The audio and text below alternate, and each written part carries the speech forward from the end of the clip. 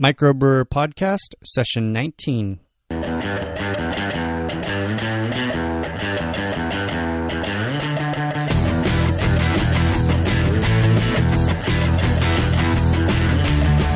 Welcome to MicroBrewr Podcast. Here's your host, Nathan Pierce. Welcome to MicroBrewr Podcast. We talk about everything craft beer related with the focus for people looking at starting their own microbreweries or wanting to take their existing breweries to the next level. I'm your host, Nathan Pierce. This is a weekly podcast interviewing brewers and brewery owners, going deep to get inside the industry and inside the heads of people who work there. We have show notes and other content for all the episodes at microbrewer.com. So go to the website at microbrewer.com. If you like the show, please subscribe in iTunes or Stitcher. When you subscribe, it'll send you all of the latest episodes so you won't miss anything. For a link to find MicroBrewr in iTunes, you can go to microbrewer.com/iTunes and you'll find it there. In this episode, I talk with Rich Weber from Sierra Blanca Brewing Company and Rio Grande Brewing Company in Moriarty, New Mexico. Kind of in the middle of nowhere, but not far from Albuquerque, New Mexico. Rich started Sierra Blanca Brewing in 1996. The next year, they created the Alien brand to commemorate the 50th anniversary of aliens running off the road in Roswell, and it stuck. When Sierra Blanca expanded in 2006, they bought Rio Grande Brewing Company and just kept the branding for that. So Rich shares some great marketing ideas. He talks about transportation and distribution ideas and a little about being super efficient with staffing too. Here's the interview. Hi, Rich. I introduced you to the listeners. Let's take a few minutes and get to know more about you and your brewery. Tell us a little bit about that. Well, as far as me, I've been brewing, home brewing since 1987. Started brewing professionally in 1996, and I actually hired a master brewer for 96 and another master brewer for 97 and worked with them for 2 years to hone my skills. One of them was a food bio master brewer from Siebel, and the other one was a process flow Chem E, also a Siebel grad. So I trained under them for 2 years, and then started. Pretty much been brewing full time since. My background is electromechanical technologies, which I found to be extremely helpful in owning a brewery. As far as equipment, bottling lines, boilers, controllers, refrigeration. I do all my own maintenance, pretty much 100%. So my degrees come in quite handy, and I was able to learn the chemistry required to make proper batches of beer. And that's about it for me. So tell us a little bit about the brewery that you own. We started brewing in April of 96. And I always remember April because I have my first T-shirt hanging up here that says "Brewers have fine crafted beer since April," and we started out producing three different styles of beer: pale ale, nut brown, and a German-style pilsner. And we've since moved our location, and I believe we're packaging 15 styles of beer right now. Mm-hmm. Our first year, we did 400 barrels of beer. I believe in the first 2 weeks of January I did more than that this year. I think we're on target to do about 8,000 to 8,500, somewhere in that range this year. It's been very, very smooth, steady growth. It's going quite well. And you have a few different labels that are shown on your website. Tell us what that's all about. Well, Sierra Blanca is our original company that we started. That is a mountain down in southern New Mexico. It's actually the southernmost Rockies, Sacramento Mountains, Sierra Blanca, White Mountain. Those were the first three brands we started, and then our proximity to the crash site, to the Roswell alien crash site, was kind of spawned the alien brands. Our brewery was actually closer to the crash site than Roswell itself. Everything was allegedly brought to Roswell. 1947, right? Correct, yes. Did you guys sneak onto site and steal some alien brew recipes? No, we weren't able to do that. We would have loved to have done that. We actually produced the beer in 1997 for the 50th anniversary, and it was just for the festival in Roswell, and that's how it got started. We came up with a label that only had 200 cases ever produced of that specific label, and that's when Roswell Alien Amber Ale was born. So the Alien brands kind of took off with the Sierra Blanca. I mean, it's made under Sierra Blanca, but Alien's kind of the dominant theme. And so now we have Alien Stout, and we have Alien Wheat as well. And then the Rio Grande brand came about. We were going to produce cooperatively with Rio Grande Brewery, and they decided they did not want to be in the beer business anymore, and this was in 2006. So by 2007, we had negotiated a purchase of the Rio Grande brands, and that's where those brands took off. And there's four of those. We moved the Pilsner into that category. It became Desert Pilsner, and then we do a steam beer. We can't call it steam, but it's the Outlaw, which is a California Common. California and then we do Common. an IPA. Yeah. And then we do an IPA, and then we do a very popular beer out here called Pancho Verde, which is a green chili beer. And it's whole roasted green chilies. It's not about heat, none of that. It's just a very nice roasted chili aroma with just a subtle hint in the finish. It's in a American lager, and it has a percentage of corn in it. And the reason we did that is the corn and the chili just really play together nice. So that beer is, I believe that's our number two selling beer right now. It's quite good. And if you're into red beers, it's spectacular for that. So I want to diverge for a second, because I think this might be the best opportunity I have. I think you are the closest that I've ever come to being an expert. I mean, to talking to an expert of the Roswell incident. What happened out there? Well, it's funny you should say that. When I moved to New Mexico, my neighbors were an elderly couple, and the gentleman, his name was Delmer Pope. He insists it occurred. He was in the military at the time, and told me about the place they brought everything to, and so he insisted there was something to it that was not from this world, being metals and things like that. It's hard to get details on it as far as it's a lot of hush-hush stuff, but he very much believed, and we like aliens, so we go with it. Right on. Yeah, everybody's just vague enough to be believable, probably, huh? Yeah. The website. Well, mathematically, Einstein said it has to be, right? Oh yeah, I guess so. Why not here? Yeah.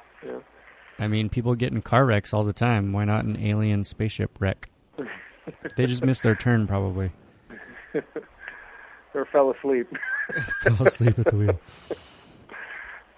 So what's up with Live with Regis and Kelly? I saw that on the website. As far as how we got on there? Yeah. That was tied to an awareness to childhood obesity. There was a gentleman who, I don't know if you heard about this guy. He was amazing. He ran 40 miles a day, every day. I think 6 days a week. Wow. And the awareness was to run from California to Regis, back when Regis was on the show. And they were following it, and then they realized, well, it's kind of cool to follow it, but we need a little more adventure. So they started looking for things to do around the run, and they found us. And we ended up on the television show, checking out the brewery, and which was my mom's favorite show, so she was real happy to see us on the show. Did she come out on the day of the filming to meet Regis? No, she lives in New Jersey, so she just got to watch it on TV. Okay.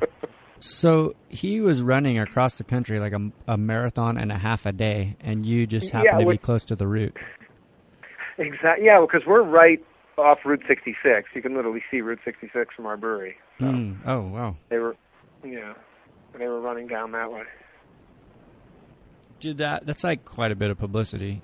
Did that help out sales or exposure? I don't know that it helped sales much. We did get a lot of phone calls on it, people inquiring about it, and I think we ended up on Drinking Made Easy one time with it was Zane Landfree, Mark Ryan were doing. I don't know if you heard about those guys doing like comedy across the country, and then they were going to drinking establishments between the shows and doing filming.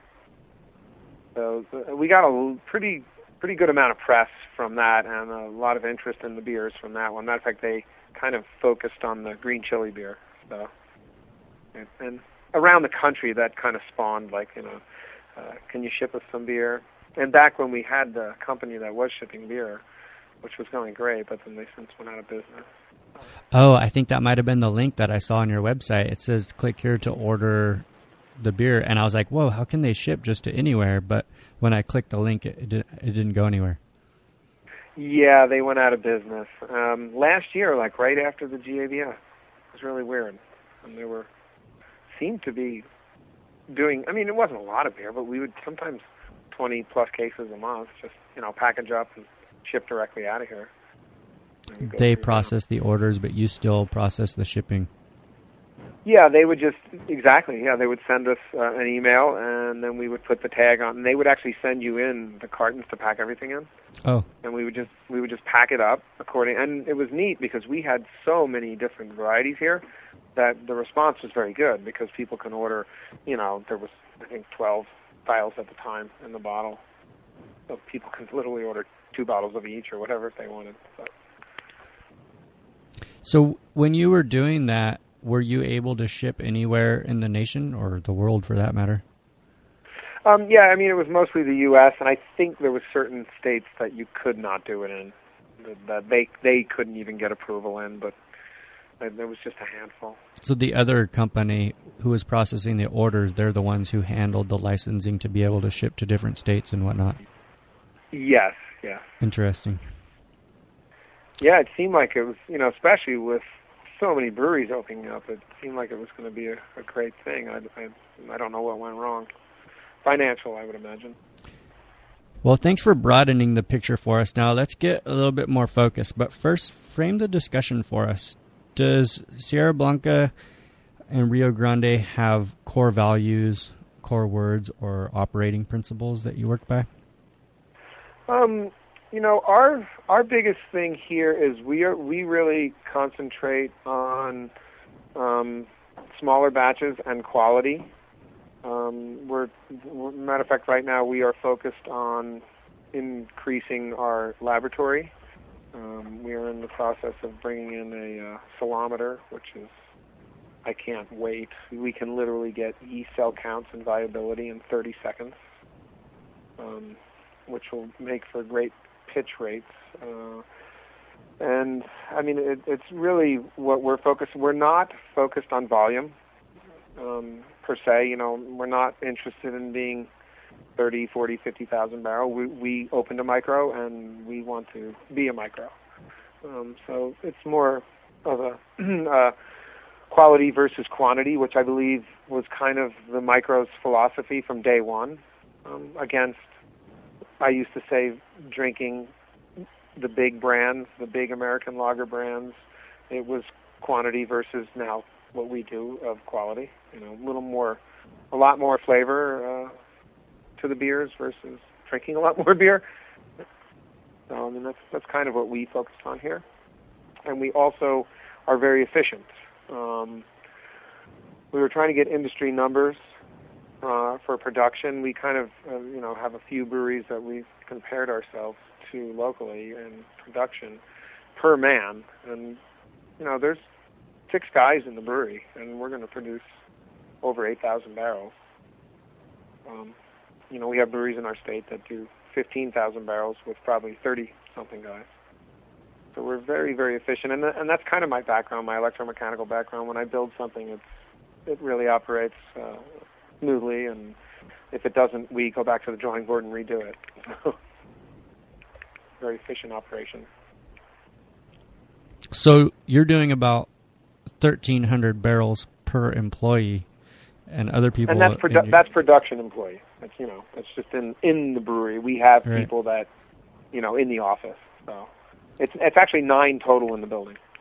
Do you know what the industry standard is for craft breweries? They're doing that now. They're gathering this information. That's why we started keeping track of it. They thought it was going to be around half of that, what we were doing. How do you make it so efficient?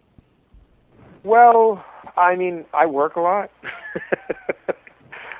We double brew. I have no issues. I love coming in early, so I'm here at 5 o'clock in the morning pretty much every day. And I start everything, and I get everything rolling. And when the guys come in I have 2 guys come in at 7:30, and then 3 guys come in at 8.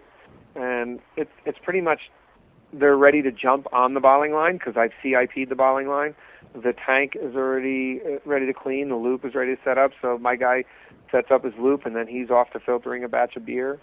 And everything is, as we say, baseball's really nice. We have 2 bright tanks, so they're emptying one on the bottling line or kegging one, and he's filling the other one for the next day.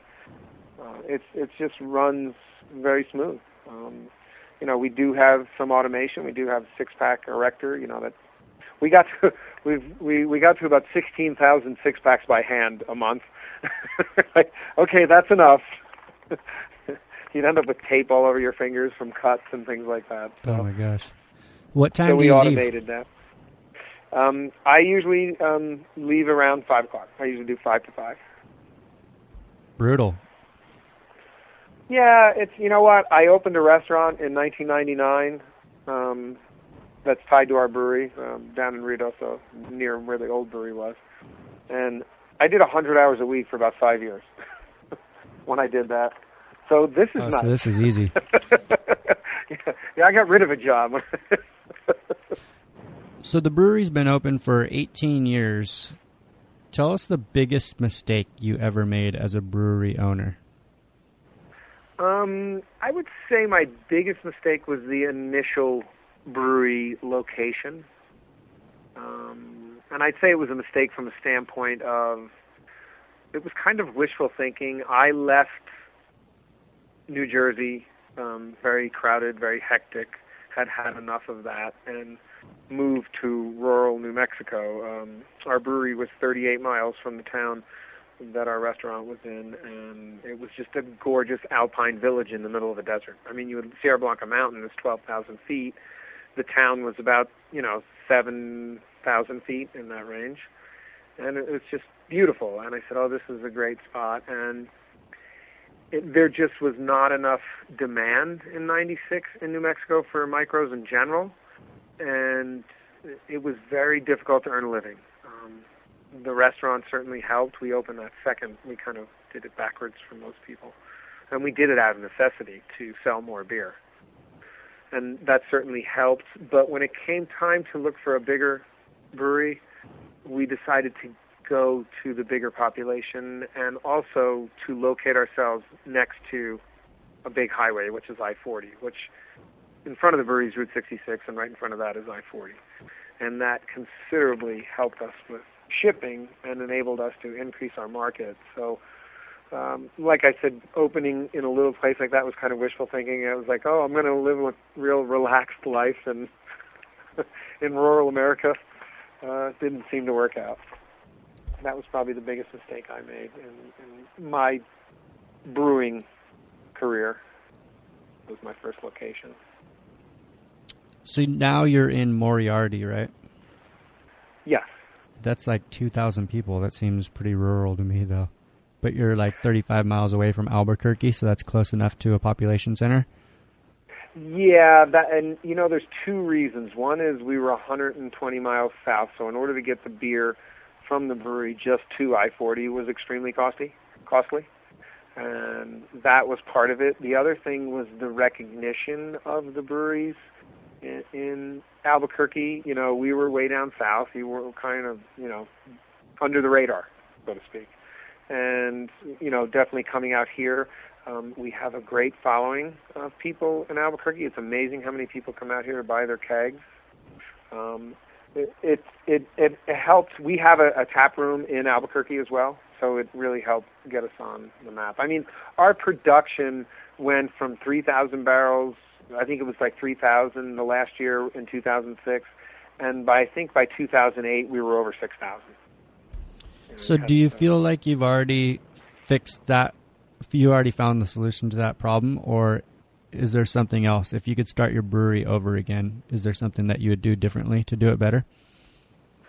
I don't know if I could start something over again, tied to this industry, I think I would do two things. I think I would open a small micro distributorship. And New Mexico is a good state to do that in, because in the state of New Mexico, I can manufacture wholesale and retail. It's one of the few states out there that you're allowed to do that in. I think that would be the one thing I would do differently. So let's take it to the opposite side of the spectrum now. Something that you've done really well. What's the best idea you've ever had for your business? The best idea I've ever had was Alien. Alien definitely helped, the name, for sure. Interesting. Those beers under the Alien label, are they your best sellers? Yeah, Alien Amber Ale is, we produce, I think of the brand's I package of ours, I believe there's 9. And Alien Amber would probably be in the bottle, probably 40% of the 9 total of sales. So without a doubt, Alien was the best thing I came up with. And we've done some great things with it. We modernized it. We had a great competition. We went to graphic artists all along the way to help us design things, and then we came up with this idea because it's a very art community in Albuquerque and Santa Fe and New Mexico in general. So we decided to have a contest, and we held a contest in Albuquerque to design the next Alien label. And you'd win bragging rights, you'd get your name on the six-pack carrier signed, and you would get a $1,000 prize. And the response was incredible. I think we had 30-plus labels to choose from. And the winner has since designed, I believe, 3 new labels for us. So he's parlayed it into a nice little side business for himself. That sounded like you had a pretty good response to the art competition. How did you promote it? Well, there is I'd say a trendy, or it's kind of a thing to do magazine out here, or newspaper rather, called The Alibi. So we ran ads in The Alibi for a few weeks, and it seemed to do the trick. And it was really neat, because when we got all and a lot of these were just, hand-drawn, hand-painted, magic marker, whatever their medium was, and we hung them up in the brewery and actually had public voting on them as well. Oh, cool. Yeah. So, and it was narrowed down to 2, and the public picked the one that we didn't pick for the final, but the votes were very close. But when you're marketing a brand, the one that everyone loved was a little too busy and a little too hard to focus on what, like how do you turn it into a tap handle? How do you turn it into a sign? You always have to think in those terms when you're marketing beer. Yeah. So, but it was a neck and neck vote. It was pretty close. Did you notice, did the art competition increase sales or increase awareness at all? Everything kind of has been happening in the last 4 to 5 years in steady growth in sales. I think just, we have some big signage up on the highway on I-40. It's a well-traveled road. So, I mean, that has definitely brought some awareness to it. You know, we have the big aliens on the sign and beer and free tour tasting kind of thing. I think what really picked our business up the most as far as production was we have a tap room in Uptown Albuquerque called ABQ Brew, and then we teamed up with a gentleman to do Rio Grande Brew Pub in Albuquerque Airport. And those two things seemed to really solidify everything, and you know, everything was, there were no more ups and downs. It was just very nice, steady growth, which is very nice to manage versus, you know, we were busy this month, and I hope we're going to be busy next month. You know. That's interesting. The last interview that I did with Nigel Askew from Horsefly Brewing Company, they were also approached to do something in their airport in Montrose, Colorado. Yeah, well, it's been very good for us. I mean, and not only just because every time you go in the airport, our logo's right there, and we only have two gates. I mean, not two gates, two wings, A and B. When you walk down to split between choosing A and B, it's right there. So no matter where you are, you're going to see the big cow skull and the name of the brewery, and they feature, you know, 8 of our beers on tap. Is that before or after security? It's post. It's after you check in. Perfect. So they're already through security. They're not going anywhere. They're drinking your beer. They're locked in. Yes. Has there been a moment when you realized that you finally succeeded? Yeah, and it was not that long ago. I mean, it was, you know, a couple of years after I moved up here. I realized we were going to succeed, and things, 3,000 barrels is tough to pay your bills. And when we hit the 5,000-6,000, things changed a lot. We were able to pay bills, and not only that, pay our guys better. You know, take care of the employees, which usually makes for better employees and makes for less headaches. So do you have a favorite memory since opening your brewery? I think my favorite memory was the day I told my employees at my restaurant. It was 2003, was when my first son was born. I went and sat everyone down and said, my son was born and I'm not coming to work at the restaurant anymore. And I said, you guys have to do this. If you don't make it happen, I'm going to get out of the restaurant business and just stick with the brewery business. And 2 reasons it was a great memory is some really good people stepped up and did a great job and made it happen. And my son was born. And I shaved about 40 hours a week of work off my life. Well, that's a really neat memory. And I think a lot of people go into entrepreneurship to eventually have more time for the things that are important, like family. In addition to really loving making beer, people are going into entrepreneuring in beer, which I can tell you also have too, which I can just hear from talking with you. So how can we sort of distill that down, maybe your best memory since opening the brewery, into a lesson learned? What can somebody else take from that? You know, when you look at everything you accomplish over time, it's a lot of stuff. And I say don't look too far down the road when it comes to building things. And I'm not saying don't plan for growth, but people overwhelm themselves when they go, wait a minute, I have to do this in order to get that done, this has to be in place, and you can almost talk yourself out of things. Instead of going, okay, this is what tomorrow brings, and this is what I'm going to accomplish. And that's the way I focused on things. I just took one task at a time and accomplished it. And I try and do things once and do them right. I found out a long time ago, when you're in the beginning, when the budget's tight and you're trying to save as much as you can purchasing things, a lot of times you make bad decisions.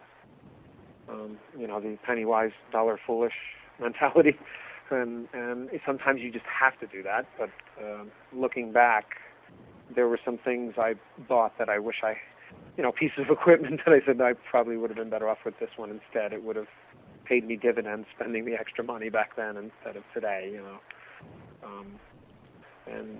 but just not overwhelming yourself with the daunting task of the big picture would be my advice to anybody. Just take day to day and jump in there and knock it out of the park day to day.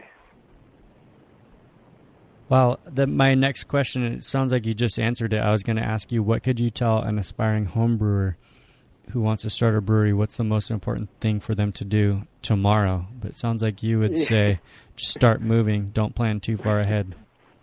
Yeah. I mean, I always say, like, in the beginning, I did plan ahead for production. I did put in, a system that was capable of producing 15 to 17,000 barrels of beer a year, and I'm still not doing that. But I'm still running that system. So and as a friend of mine used to say, you're successful when you can hire away the headaches that you don't want to deal with. And you can do what you want to do in your business. And say, my dad was in human resources his whole life, and he always told me when I started this business, always hire to your weakness.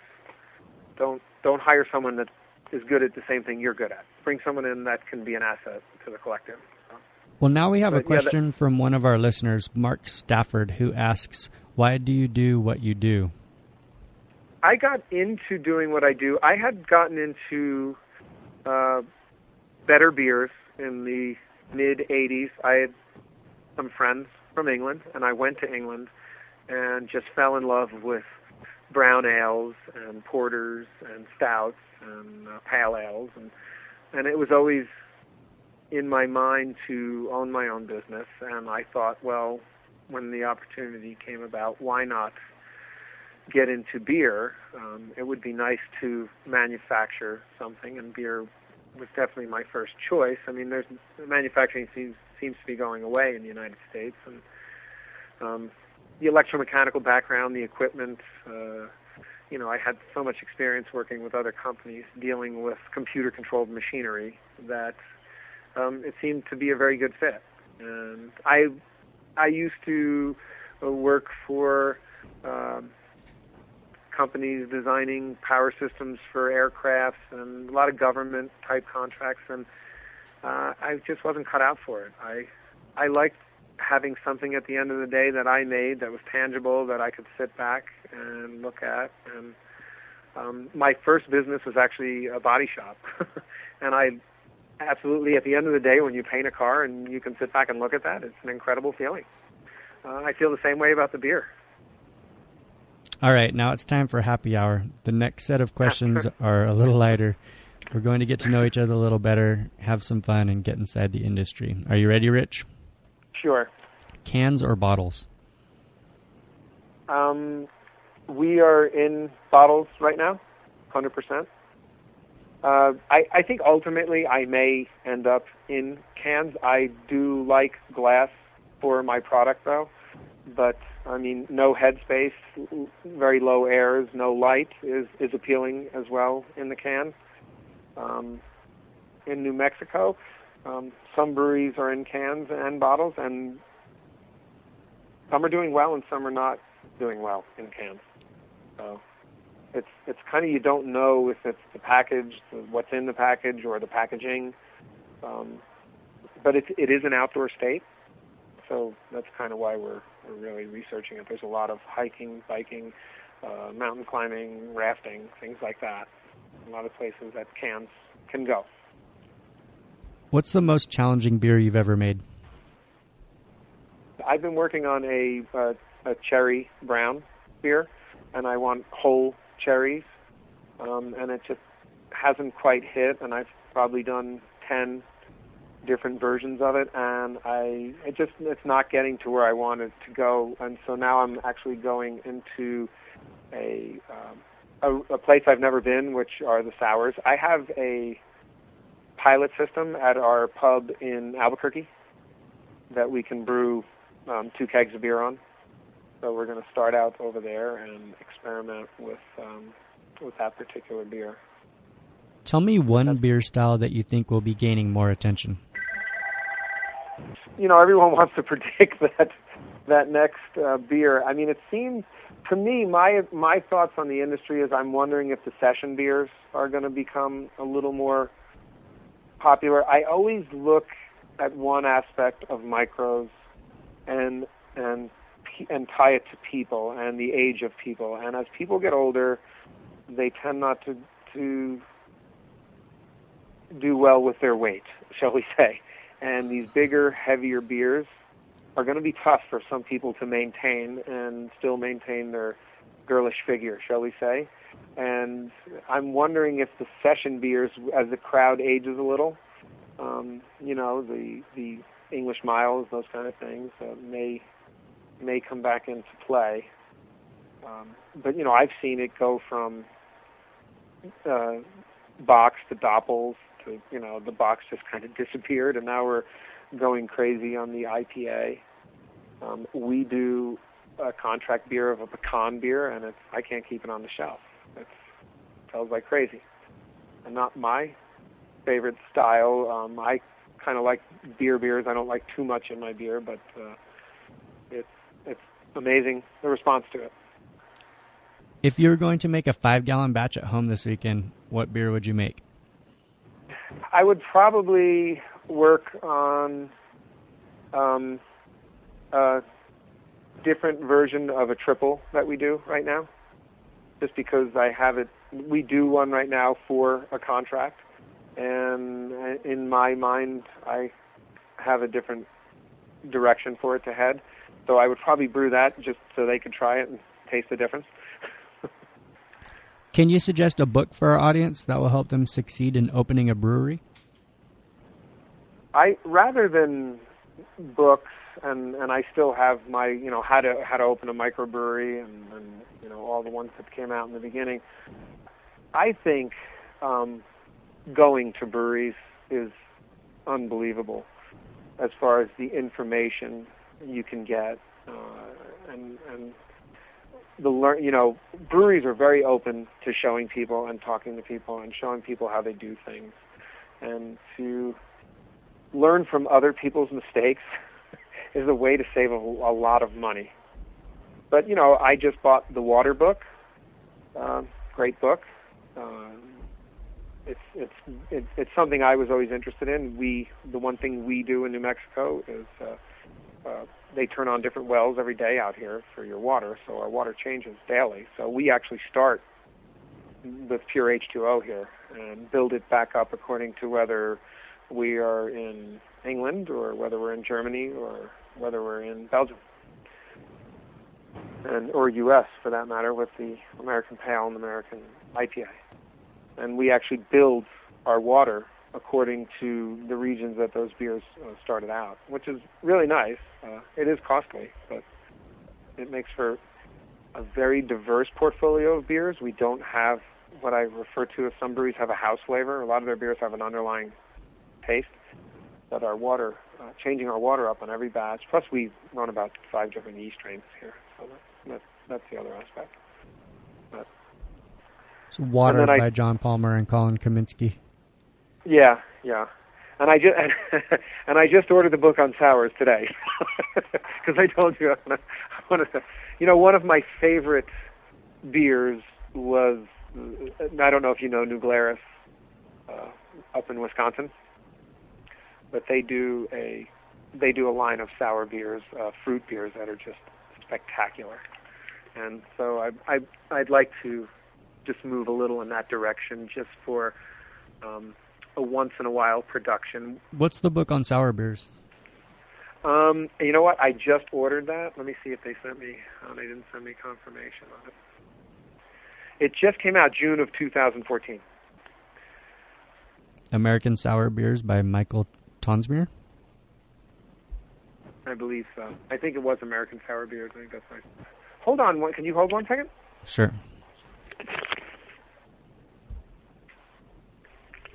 Yeah, I found my original book that I purchased in 1995, and it was the American Brewers Guild publication, How to Open a brew pub or microbrewery. And that was the first book I started out with. I'm sure there's, the thing about beer is you say there's updated versions, but people have been producing this stuff a long time. So, a lot of the techniques are, filtration, fining, things like that have progressed, but the actual brewing of beer, as I say, we make bitter wort and God does the rest. So. Give us one last piece of advice for someone who just brewed the first batch at their new brewery, and then we'll close up the brew house for the night. And close. It's like I said to you. My advice is don't overwhelm yourself. It's easy to scare yourself in this industry and talk yourself out of things. One day at a time.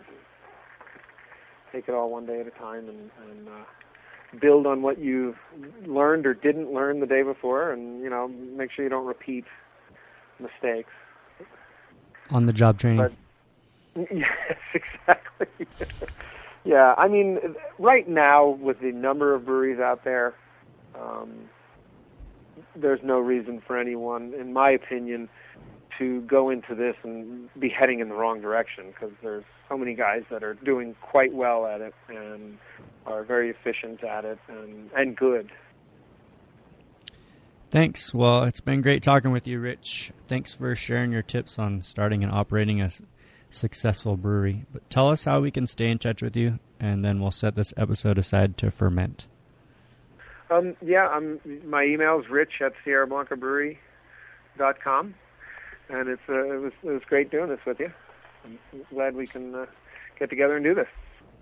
Thanks again, Rich Weber, for being on MicroBrewr Podcast. I really appreciate you for taking the time for this interview. Listeners, thank you too. Thanks for holding out on this long episode.